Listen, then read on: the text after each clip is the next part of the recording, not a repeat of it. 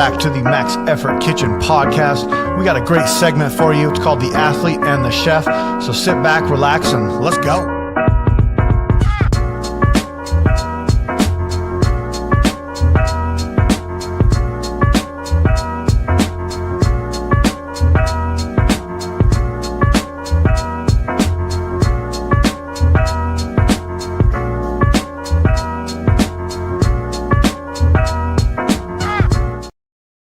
All right, welcome to the Max Effort Kitchen podcast. This is Athlete and the Chef.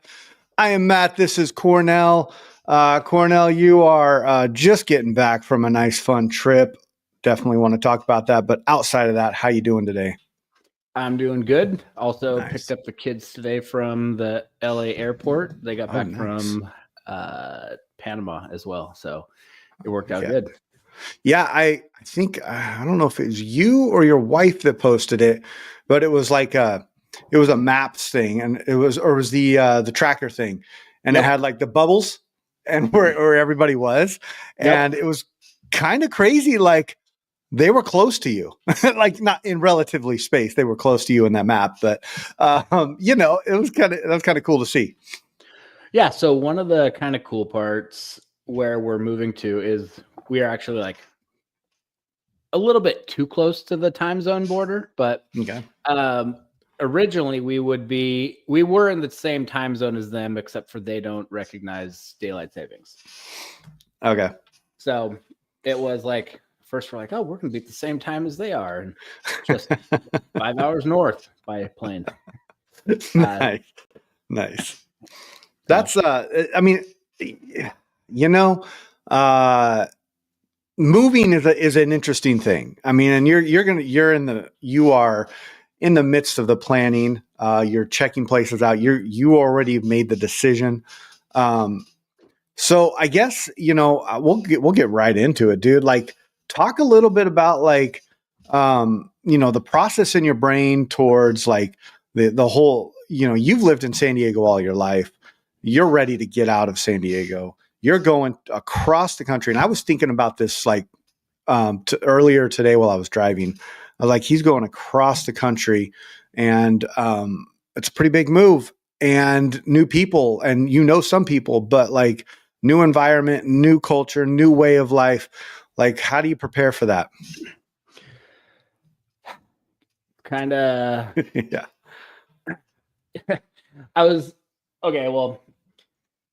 On the way up to the airport today, I was listening to the Joe Rogan and what's the comedian guy who was on Blue Collar Comedy, Ron White. Ron White. Okay. Yeah. So it was an awesome show, but they were talking about when he moved out to Austin, and he basically said that I'm kind of one of those F it, let's go kind of personalities. And I think I was like, that's very much how I am with so many things. I'm like, let's just do it.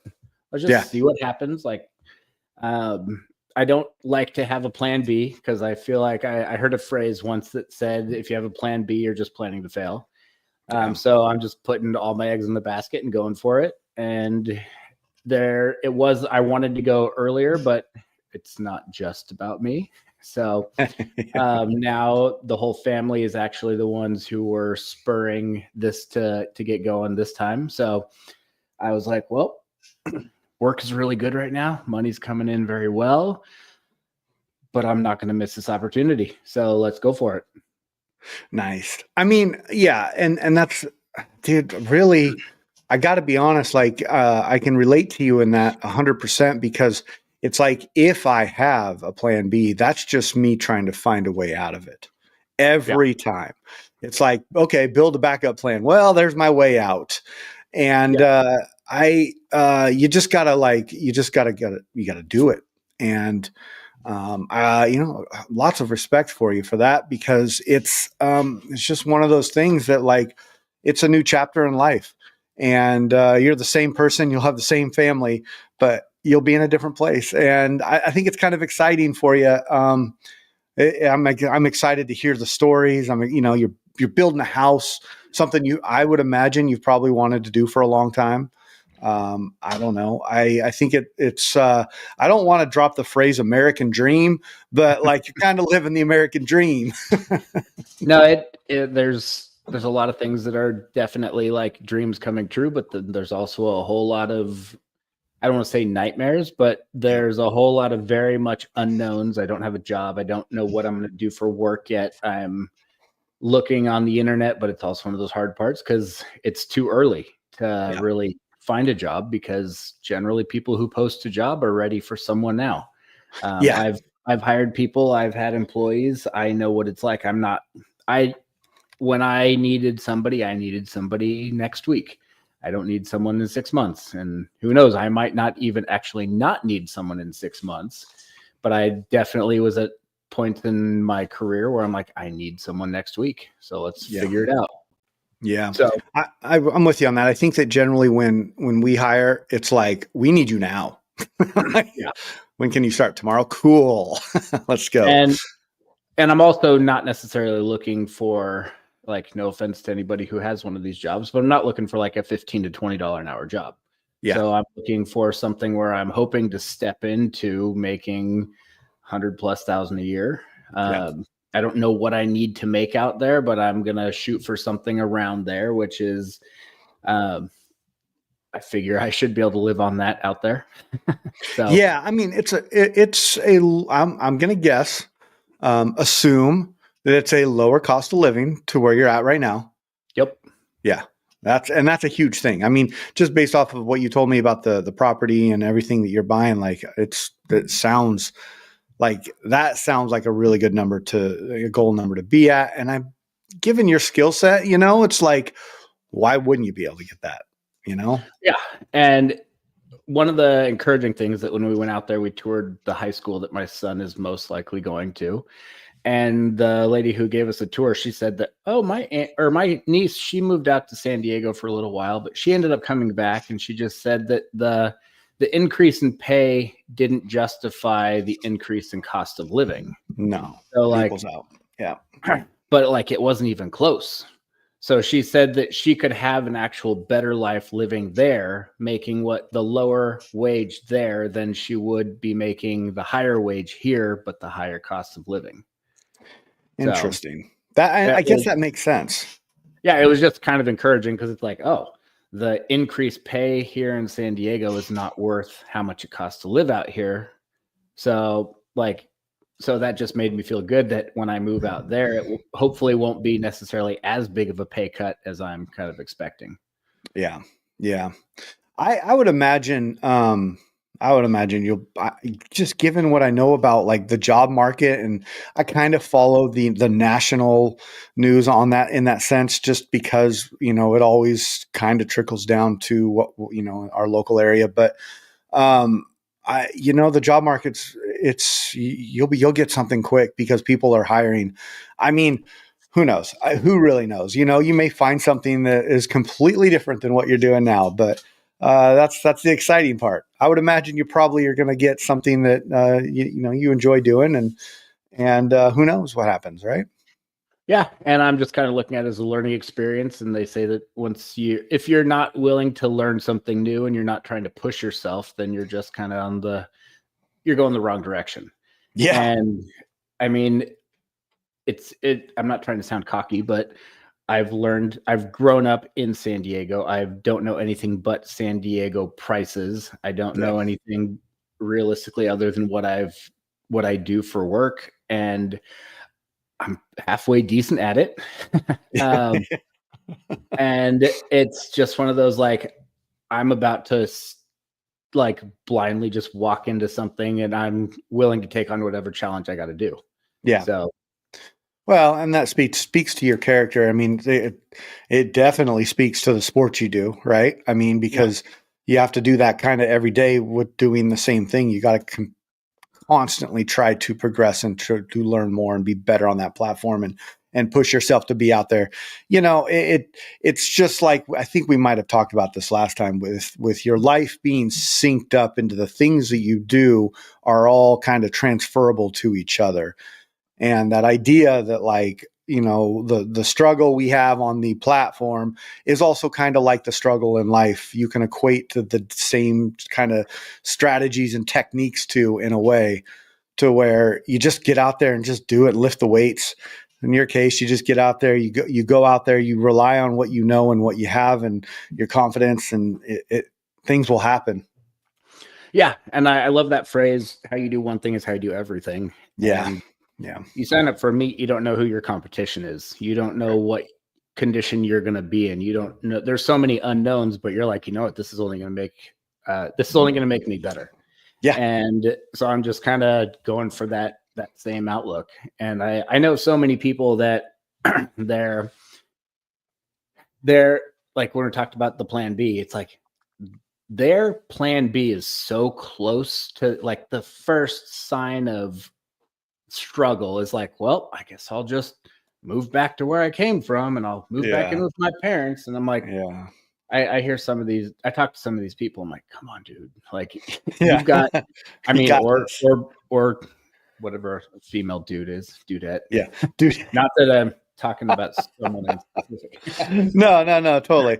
Yeah, no, I mean, and you make a good point there because it's like this constant need for comfort in life, but it's just like anything else. You just put like that extra work in, you get through the hard part. And I was telling my son this the other day because he was like, man, he was talking to me about something with catching the ball. It was like, it was really hard, Dad. I'm struggling with it.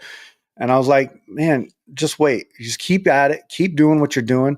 You're going to have a breakthrough. And I go, if it was easy, it wouldn't really be worth doing. Like you wouldn't get the same reward. You wouldn't get the same feeling. And if it was easy, everybody could do it. So think about it this way. If it's hard to do, then keep working at it because the reward is just that much better. And moving across the country is a hard thing to do. Right. Especially when you've never lived in another. I mean, you have traveled a ton. And I keep on forgetting that. I'm like, ooh, I want to ask him if like they were having like price shock out there, like because you were just out there for a week. And so, did you guys have any of that?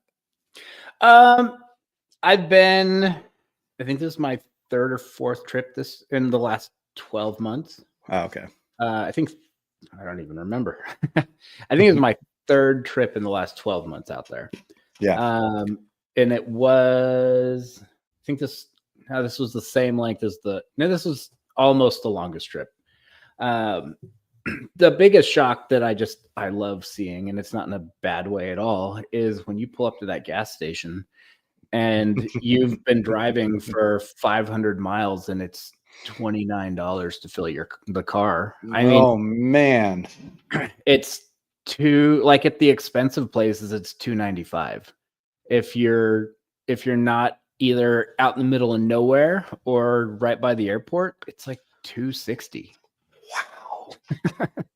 I can't even imagine.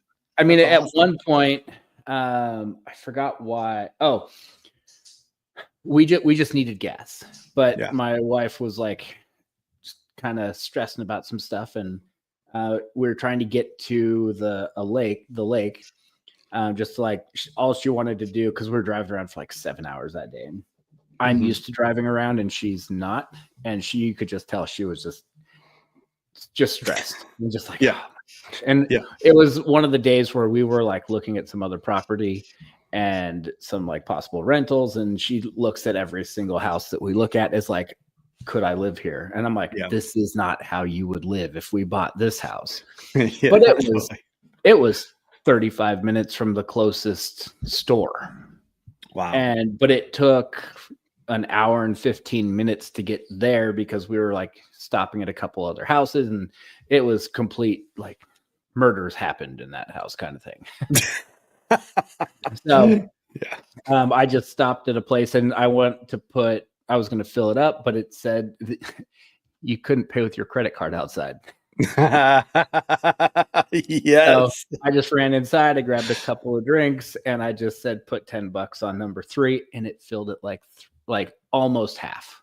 Oh my And I was like, you gotta be kidding me. That's crazy. And the gas light was on. That was the other stress because we drove for like 15 miles just trying to get to the next closest gas station. Yeah. That, dude, I don't know if I've seen gas prices like that since I was, I don't know, in high school, I feel like. That's insane. But really cool. So you guys are going to be pretty much out in the country, right? I mean, no, actually where we are, it's right in between. Johnson City is the big one that people kind of know of. East Tennessee State University is right there. Okay. And then the Bristol Speedway is about 15 miles northeast of us. So that's another one that a lot of people know. So we're like right in the middle of that. Nice. Okay. So you guys aren't super rural. It's like, it's Johnson City. We're in a suburb. Oh, you're in a suburb. Okay. And it's definitely like a suburb. I mean, we can be at the grocery store in less than 10 minutes. Oh, nice. That's awesome. I'll tell you that story in a little bit, but there's a gym that I'm probably going to get a membership at. I toured that. It's awesome. It's a little bougie, like boutique gym. They've got like 6 platforms. Nice. They've got sauna rooms. You have to rent the room. It's like $20 an hour, but they have iPads in there with Netflix hooked up. Heck yeah. Nice. But we did go to this place called Pals, and it was the first day we got there, and we just need to get some quick food. And I'd been there before, and I think I've told you about it, where you pull up and there's not like a box that you talk into and just like muffled voices. Like there's some high school girl, just the window opens up. She's like, hey, what would you like? And then you tell her. And the first time I went there, I tried to pay. She's like, oh no, you pay around the corner. I'm like, okay. So love that. We pull up and I just asked for 2 chili dogs, and she goes, all right, you want the wiener? And I was like, excuse me? The what? She's like, you want the wiener? Do you want the wiener in your chili dog? Because there's some people who just want chili in the buns, but some people want the wiener. By the time she said wiener about the 4th time, I could see her starting to like, I didn't know if this was like a Super Troopers moment, and many times you can see wiener. Yeah. She was just serious about it. But we were just cracking up because as soon as we pulled away, I'm like, that felt somewhat inappropriate. She's probably 16. Asking me if I want the wiener. Do you want the wiener in there? But that's fucking awesome. That's awesome. Those are the stories you remember, right? For me, if that happened to me, I'd probably go back to that place like a million times. It's also about 1.5 miles from our house, so perfect. It's not necessarily great food, but when it's 1.5 miles away and you can get a wiener, a wiener with your chili, man. I mean, come on, who doesn't like the chili dogs? Well, shoot, man, that's these. All new things happening, and you're okay. So you found a gym. You're planning on being out there by next Christmas time. Right after Christmas is the goal. Yeah, that's cool. Like I could probably go before, but I don't want to have to like fly back and forth for Christmas, and I don't want to miss Christmas. So the plan is, as of right now, work permitting, right after Christmas. I should be in theory done with this job that I'm on. I've been gone for a week, so I'm really excited to see what it looks like tomorrow. But I should, in theory, be done with this job sometime between Halloween and Thanksgiving. Nice. Heck yeah, dude. Well, congratulations, or early congratulations for everything that's happening, and it's big stuff, and it's really, really great stuff. And yeah, just can't wait to hear about it and you see it and see all the stories and the gym, and you're going to keep on going. And, you got some stuff coming up on the competition platform maybe. And that's exciting.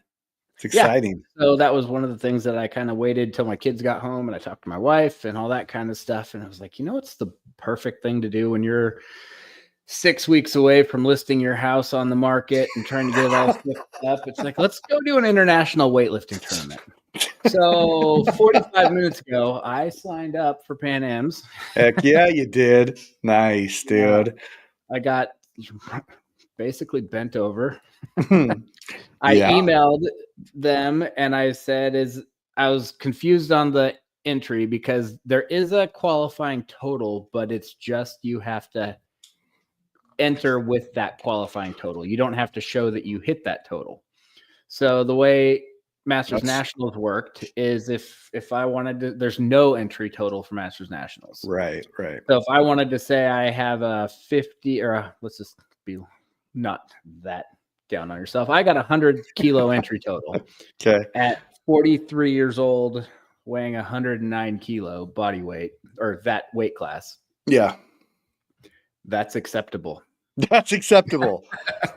This one. Oh, and on top of all that, let's go down a weight class. Yeah. So I've got somewhere between 4 and 5.5 kilos to lose in the next 5 weeks. So, I feel like I've seen you do that before. So I've done it local. I haven't done it with flight, with all that fun stuff. So, and this is in Baton Rouge, right? Yeah. Yep. Yeah. Nice. So we'll see how this all goes. Changing my diet up. I'm actually going to really experiment with some stuff that I haven't done in a long time. Okay. I'm going carnivore-ish. So I'm not saying I'm going to do the 80-20. So keto is quite a bit different where there's no 80-20. It's you're 100% committed or you're not doing it. Just the way that your body reacts to that kind of stuff. And carnivore is you're not trying to get into ketosis. Like it might happen, but that's not the goal. So I'm doing 80-20. I'm eating. So basically today, let's go over my diet because this is what we talk about sometimes. Heck yeah. Food. Let's do it. I had 2 eggs my wife made me for breakfast. If I was making them, it would have been 4, but beggars aren't choosers. Yes. I did get 4 pieces of sausage. So that was breakfast. Probably next to 0 carbs. Okay. Solid. For lunch, we were up in LA, stopped at In-N-Out. I do want to do a price check on this because I've never gotten a Flying Dutchman before, and it is $4, $4.50 or $5.50. It was not as cheap as I was expecting it to be. Wow. But I got a protein wrap animal style double plus a Flying Dutchman. So 4 patties plus cheese. But what I want to compare it to is just doing a 4x4. Okay. I want to see what the price is, how they fall. Yeah. That'd be interesting. Yeah. Okay. And it was wrapped in lettuce. And then when we were waiting at the airport, I did eat some gummy bears because we had some in the car. So there was some carbs right there. For dinner, I had some tri-tip, and then we had some like kettle corn, and I'll probably eat a little bit of ice cream tonight. Nice. So, I'd say it was probably a little bit more than 80-20, but it's. Day one is always. I mean, it's going to take you a little bit to get used to it, but once you get in a routine, I've always felt that carnivore is one of those things that, as weightlifters, we kind of do it already. You're just cutting out those carbaceous things like pizza. Now talk to me about this because this is the part where I'm a little ignorant on it, but is carnivore basically saying you don't eat vegetables? Here's what my outlook is on all of this. Yeah. There's certain ones that are kind of acceptable and certain ones that they shy away from. It's more the sugary vegetables like tomatoes. Yes. Totally get that. I talked a lot to Heather when we were in Tennessee because she's carnivore. She's much more than 80%, but she said there's certain times of the year that I'm going to eat watermelon. When it's watermelon season in Tennessee, you eat watermelon. Yeah, absolutely. So I just kind of look at it as people made this stuff up. I know everybody feels differently about the Bible, but I believe the Bible. I believe it's written by God. I don't believe whoever wrote carnivore diet it's not from the Bible. So I'm going to take like I said, I'm going to do 80% of it. And I'm not going to actually weigh it out and make sure I'm at 80%, but I'll probably do more like 85%, but there'll be certain days where I'm doing nothing. So, yeah. Yeah, I know that there's some stuff you kind of can eat, but you're supposed to like kind of steer away from a lot of the vegetables. So I'm not going to completely steer away from them, but I mean, honestly, the Flying Dutchman was not that good. Really? No, I've never had it. I've never had it before. I did have. I mean, it wasn't bad, but I also I had the spread on the like the Thousand Island stuff that they put on the burger, and just something about, even though I didn't have the bun, like it was 10 times better than the Flying Dutchman. So, and the other reason why I know that I can't go 100% is I work construction and I don't bring lunch. So yeah, exactly. I know how to eat when, like, I did do keto for 3 months or 2 months or something. And I do learn, I know how I can eat. But if it comes down to it, I'm not just going to get a bowl of steak at the Mexican food restaurant. Like, you get half the amount and you still pay the same amount as a burrito. So exactly, if it happens to be wrapped in corn tortillas or a flour tortilla, then so be it. But yeah, I mean, you're kind of splitting hairs at that point, and that's the thing about all this stuff is like you get to choose how hardcore you go. I like your 80-20 method. That to me sounds right. I think, for me, I've done keto and I've done paleo, and it was a long time ago, but the paleo, I went 6 weeks and I was 100% strict on it. And I lost like 4 inches off my waist, but I got really small. But it worked. But it wasn't something I could like keep on going and sustain in normal life. It was so constrictive. Like those diets, some of the BS with keto or with paleo is it's like you can't have peanut butter, but you can have almond butter. It's like, come on. It's like, this is just man-made rules that are stupid that really don't make that much of a difference at the end of the day. And right. It's like eat the things with, or, you can't have sugar, right? You're not supposed to have sugar in paleo. Well, everything you buy has sugar in it. And so I finally figured that out, and I'm like, okay, I'm going to just set a threshold of how much sugar I will, allow in whatever I'm eating. And it was like, I think it was like 9 grams of sugar. And so if it had under 9 grams of sugar, I was good. I still ate it, and it was totally fine. Yeah. And I mean, if you want to get real scientific about it, which I'm not a scientist, but I've been doing this long enough to learn a lot of stuff about nutrition, any carb you have is going to turn into sugar. Yeah. So if you're allowed to have sweet potatoes, well, that's all going to turn into how much sugar than a sweet potato. Yeah. I mean, it's in the name. Come on, like you can't have a regular potato. Yeah, I know. Yeah. It's there is a feel of like all that stuff is just kind of like thrown up against the wall, and whatever sticks is like, okay, this is what we're going to do. Now, I think it works for people. I think the carnivore diet works for people. I think the paleo and all that stuff works for certain people. I have just found out that I need a balance, and I need a high protein balanced diet, and that works for me. Also, I learned this probably about a year or two ago, leading up to a meet for me. I don't know if you run through this, but my nerves make me lose weight. My nerves make me drop at least 1.5 kilos. And I never anticipate it, and I always forget it. But like, man, before this last meet, I'm 99 kilos.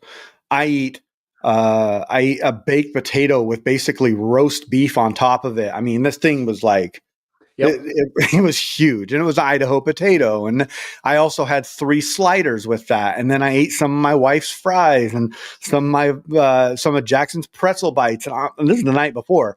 And I wake up next day 1.5 kilos lighter.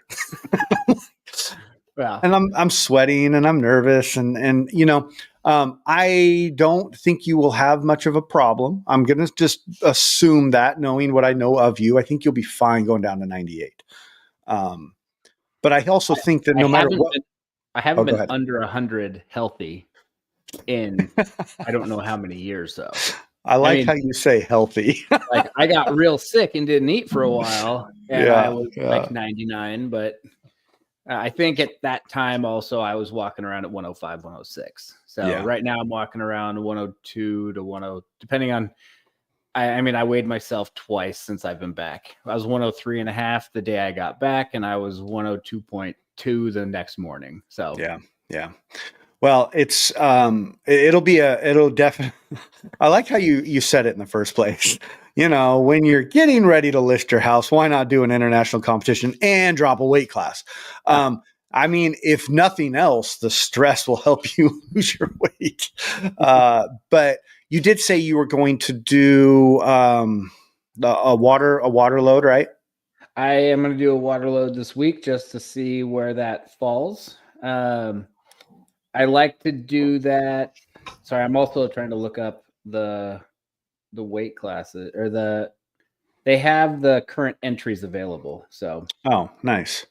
I don't think if I make weight and make 2 lifts, I'm doing this much more as like a business trip so that I can, when I don't have anything to do in between selling the house and moving, I kind of was like, I don't want to regret not getting to go to Worlds. Yeah, so no kidding. That's kind of what the plan is. But right now there's, all right, at men, I'm not 45. I'm not one of those old people. Not in my weight class anymore. There is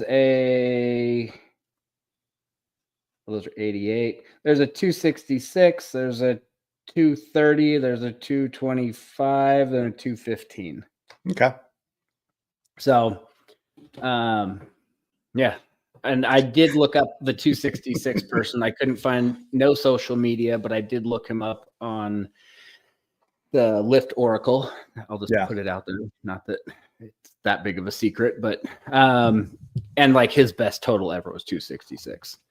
So that's an interesting topic. And I've always I don't know if you and I have really talked about this, but like when you do enter into a meet, you know, how do you list your total, your entry total? Do you go by what's your process there?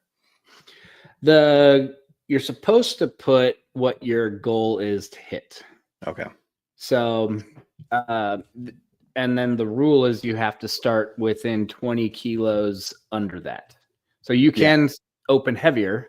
And it just kind of depends on the meet, there's a lot of things that depend on. If it's a local meet, I'm not going to try to sandbag or scare, or not scare anyone, but I'm not going to try to sneak under the radar and hope that no one looks up my numbers. Right. And then if it's a bigger meet, I'm going to put something that I know I can hit. I'm going to put something that I know I can hit within 3 weeks of the day I sign up. So I see. I can generally, again, it's been a while since I've done some of the bigger lifts and been in that kind of condition. Right. But I would normally enter with somewhere around a 300, and then the goal would be to open high 290s. So maybe like sense. 135, 160, 140, 160, somewhere in those ranges. Nice. And then even at local meets, I will make sure, even though they tell me like, oh, we don't care. I'm like, no, I'm gonna follow the rules, even though you're not caring about them. Yeah. And I make sure that I can open at the 20 kilos at least. Yeah. I mean, my last competition I did, I think I put too high of an entry total. And I don't generally do that, but it was the total that I wanted to hit. And I definitely attempted to go above it. And I got pretty close on my actual total, but it was like I put 240 because that's what I wanted to hit. And I've hit it, and I've hit a 240 total before. So I was like, I'm not lying about anything, like whatever. but I was like 3 kilos underneath it and it was fine, or maybe more. I like the 20 kilo rule. I think is good because the goal is that, let's say you go, the goal is always to go 6 for 6, and appropriate jumps for guys are 5 kilos. Yeah. So if you wanted 240 and you opened at 100 and 120, then you're at that 240, like you're at the 20 kilo rule right there. Yeah. And then you go 100, 105, miss 110. Oh, bummer. And then you went, but then you're like, you know what? I really want that 240. I'm feeling pretty good. And then you go 125 instead of 120. And then you make 3 of those, and all of a sudden you're there. So it should be within reason. Yeah, I think it is. So what I don't like is people that because I have, like I just mentioned the website, the Lift Oracle. Like you can see what everyone has hit in any USAW meet. The bummer is it doesn't take into account USA Masters. Not that big of a deal. It's only been around for a little while, but you see people entering with like a 250, and it's like, dude, you hit 315 12 months ago, or 6 months ago, or whatever. Yeah. We had a guy in my session that did that recently. I mean, I think he came in at like, it was under 220. It was like 216, and he ended up, it's the guy that took first. And I was like, and even Konar was like, I don't even know where he came from. He went 6 for 6 and he hit every single lift, and it was, and he did it. So, but yeah, that kind of thing. I mean, hey, it's just part of the game, right? It's, you can play your game and you choose to play it in a certain area. Personally, I would rather play the game on the platform than leading up to it, because what I've found at the past 2 national competitions I've been at, it don't matter what that start list says. It matters who's actually in the session when they do the introductions, because people don't make weight. And it's just a part of it. And next thing you know, you got a 96 in your 102 that's, totaling, 260. And you're like, oh, cool. Yeah. Come share the platform with me. Yeah. So, dang it. But yeah, no, it's, the entry totals, it is what it is. I was just wondering about that. Yeah. One of the things that I have liked, there's been I think I did enter one meet, and I want to say that I put like a 310 or 315 entry, and I'd never hit 315. Yeah. But I was like, and I told my coach, I'm like, these are the numbers I want to open with. And she's like, yeah, we can plan on that, but that's not happening. Love it. And, but in my head, I'm like, that's what I'm opening with. And that's what I opened with. Yeah. And I ended up going 5 for 6, and it was the biggest meet of my life. And I was like, cool, let's and I think that if I didn't put it out there, then it's like, if you just say you're going to, if I said I was going to go do like a 280 at the time, and I had the vengeance mindset going on, that was the first meet after leaving our old team. And it was like, I had something to prove. And I had also, I won Worlds, but it was in a way that I wanted. It wasn't the way I wanted to win it. I ended up knifing again. No, no, my biggest competition ended up bombing out. So it's like, I won it, and I was happy about that, but I didn't have to, other than just get there and do the lifts. Like, I didn't have to take all my lifts, and I didn't have to fight for it. So it was a combination of a bunch of different things going on. And I was just so determined to hit those numbers that it was like, there was no stopping me. Yeah. And I think that if I would have put in a 300 entry, I would have just been like, all right, we're going to open it 130, 150, and then make some jumps. And some of the jumps I made at that meet, people were like, what? And then I went and made some of the lifts, and they're like, holy crap. I like that. I was just talking to Joe yesterday. We had team practice, and every Saturday we have team practice, and it's pretty fun. Yesterday was the second one I'd really gone to, being officially on the team or whatever. And he was talking to me about jumps, and he's like, here's what I want you to focus on. I want you to focus on being able to successfully take a 10-kilo jump in the snatch, no matter when it is. If it's a Monday, if it's a Friday, if it's a Saturday, if it's a meet day, if it's just a whatever day, I want you to be able to do that at any time, like 10-kilo snatch, no matter where we're at. And I was like, okay. And he goes, honestly, like, you should make 20 to 30 kilo jumps in your squat. I want you making big jumps and learning how to do that. You know, I like where he's going with that. I get it. I get why he's saying that. And I think we could probably play a lot with numbers on competition day. I think it's going to be a big feat for me to be able to just, I don't know, maybe not. Maybe I should be able to take the 90 to 100. You know, I think that's probably the only 10-kilo jump that I've never done before successfully. Yeah. I mean, you're going to miss it and then you're going to do it. Yeah, exactly. And then the next time you're not going to miss it. Yeah. Or you're going to make the attempt and you're going to miss it and you're going to miss it twice and then you'll make it on the third. And then the next time you're going to make it on the second and then you'll make it on the first. And then all of a sudden you're going to be like, I've done this. This is not a big deal. Exactly. And then it just becomes routine. And I think that, like I've talked about my mindset and theory on making big jumps, and that shows that you understand the lift and that you know how to do the lift and you're going to hit the correct positions, and you don't need to add 3 to 5 kilos and just try a little harder and try a little bit harder each time. It's like, no, I know where I'm supposed to hit and what I'm supposed to do. That way I can do it.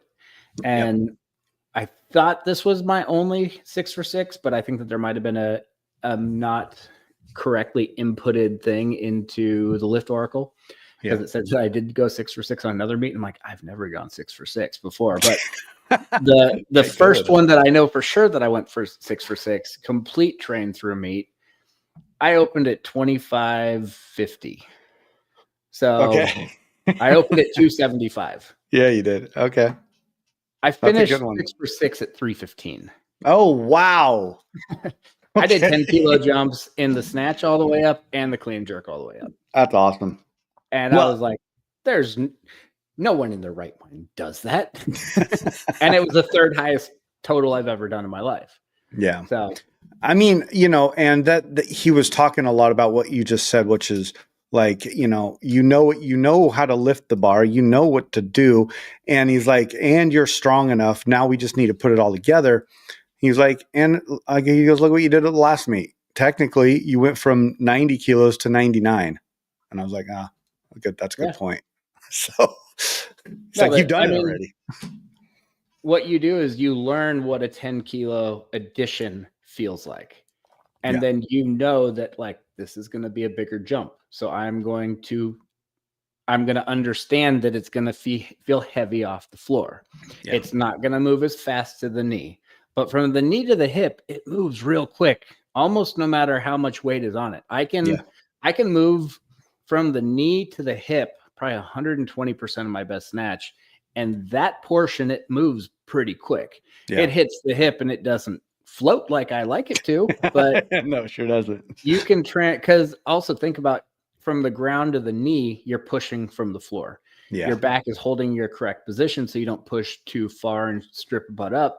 But then from the knee to the hip, you're using your back, and those muscles are much stronger than your legs. Yeah. So that's really well said on that. And it puts it into terms where, like, dude, it totally makes sense. Like, I love that how you said that, because you're right about that. You're going in, when you go into your speed part, you know, you're using the bigger muscles, and that's all there is to it. And that's why you can be so fast under the bar. Yeah. And if you watch people kind of like puss out on a lift where it's like, oh, that felt really heavy, they give up on the first 2 inches off the floor. Yeah. Like, you'll watch and they will break the floor and it feels heavy. And then they don't even hit their positions and they just deadlift it. And they're like, oh, that was really heavy. And they just clark it. And it's like, yeah, I told you it was going to feel heavy, and just to keep moving through it. Just keep moving. And you won't listen, and you're just going off of emotions right now. Yeah. And like, dude. Oh, go ahead. I was just gonna say I've made jumps and I've recommended people make jumps where it's like, well, I've never made that jump before. It's like, yeah, you haven't made that jump yet. And did you watch Jared Kuhn make 135? Yeah, I watched it on the TV. Yeah. Okay. He really wanted 135 because 134 was the record. Mm-hmm. He went out and missed his opener at 125. Yep, I saw that. Yeah. And he's like, I don't know what happened. I'm like, you treated it like it was 125, like, because he's snatched mid 40s. I'm like, you didn't give it the respect it needed. And then he went out there and just totally smoked it. And he's like, I don't know if I can make that jump to 135. I'm like, don't be a bitch and do it. I'm like, you're strong enough. You're the strongest person probably at this whole competition. Yeah. Like, you can make that jump. You can make that snatch. Just go do it. And then he just went out and did it. And it was easier than the second attempt. And he's like, it looked pretty easy. Yeah. Yeah, it looked really easy. And then once you learn to start making some of these jumps that are bigger than you can believe that you can do, your confidence just skyrockets. Yeah. I've made some jumps that people don't want to make in the clean and jerk, and I've done them on snatch. And once I did that, I'm like, it's just a mental game. Like, if you don't think you have it, don't even try it. Yeah. Yeah. That's a good way of looking at it. And I think that's where Joe was kind of taking it. He's like, you know what you're doing. You just need to take bigger jumps, get you there. And from what you just said, it sounds like it's a bit of a confidence thing, and I'm all for it, man. Yeah. I have, I'm doing a local meet, which is going to be a train through in July. But shoot, dude, I have almost 6 months until Worlds. Like, might as well just go for it and, do what needs to be done and have a great time. So, dude, we're at 46 minutes. I almost lost track of time there. I was gonna bring something else up, but I'll save it for next time. Great show. Thanks for coming on. Thanks for listening, everybody, and really excited for the upcoming year for you, dude. Super happy for you and your family, and I just very excited for you. Yeah, thank you. Yeah. And I think that's all we got. So see everybody next time. Adios. Bye.